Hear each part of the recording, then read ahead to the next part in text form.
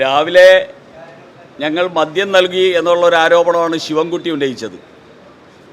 ഉച്ചയായപ്പോൾ ഞങ്ങൾ പാലക്കാട് പണം നൽകി എന്നുള്ളൊരു ആരോപണം മാർക്സിസ്റ്റ് പാർട്ടിയും കോൺഗ്രസും ഉന്നയിക്കുന്നു.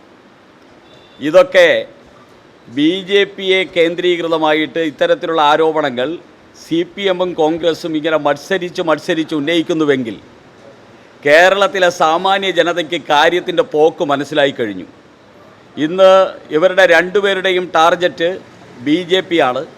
BJPക്കെതിരെ അതാത് സ്ഥലങ്ങളിൽ ഇത്തരത്തിലുള്ള ദുഷ്പ്രചരണങ്ങൾ നടത്തി BJPയെ പിന്നോക്കമടിപ്പിക്കാമെന്നുള്ള ഒരു മൂഢവിചാരമാണ്.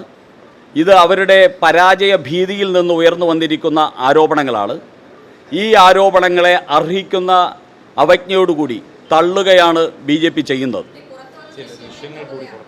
ആ ദൃശ്യങ്ങളെ സംബന്ധിച്ച് ആ ദൃശ്യത്തിലുള്ള അമ്മ തന്നെ വേറൊരു ദൃശ്യം അതോടൊപ്പം തന്നെ അവരുടെ വാക്കുകളും ചാനലുകൾക്ക് നൽകിയിട്ടുണ്ട്.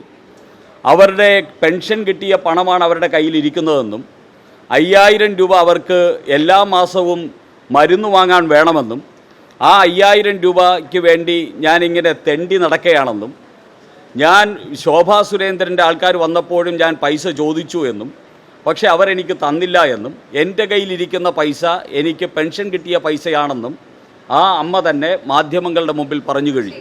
ഇതിനേക്കാൾ അതിനു വേണ്ടിയുള്ള ഒരു എക്സ്പ്ലനേഷൻ, ഒരു വിശദീകരണം തിരുവനന്തപുരത്ത് നിൽക്കുന്ന BJPയുടെ ആൾക്കാരോ BJPയുടെ പാലക്കാട്ടുള്ള പ്രവർത്തകരോ തരേണ്ട ആവശ്യമില്ല.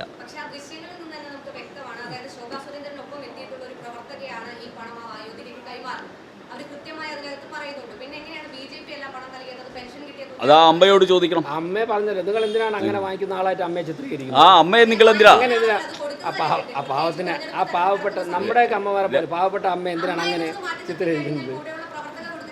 അല്ലല്ല, അമ്മ പറഞ്ഞല്ലോ എവിടെ നിന്ന് കിട്ടിയാണെന്ന്.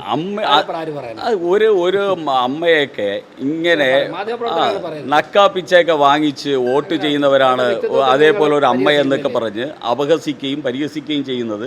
നിങ്ങൾക്ക് രാഷ്ട്രീയപരമായിട്ട് ഞങ്ങളെ എതിർക്കാം, പക്ഷെ എന്തിനാ ഈ പാവപ്പെട്ട അമ്മയൊക്കെ ഇങ്ങനെ അപമാനിക്കണം? അതല്ല ഈ നമ്മൾ ചർച്ച ചെയ്ത അമ്മയുടെ കാര്യമാണല്ലോ. എന്തിനാ പാവപ്പെട്ട ഒരു വനിത ഇങ്ങനെ ഇതാക്കുന്നത്? അല്ല, ഞാൻ പറഞ്ഞത് ഒരു പാവപ്പെട്ട വനിതയെ ഇങ്ങനെ പൈസ വാങ്ങിക്കുന്ന ആളാണെന്നൊക്കെ എന്തിനാണ് മാധ്യമ പ്രദേവി അങ്ങനെ ചിത്രീകരിക്കരുത്? ഓക്കെ.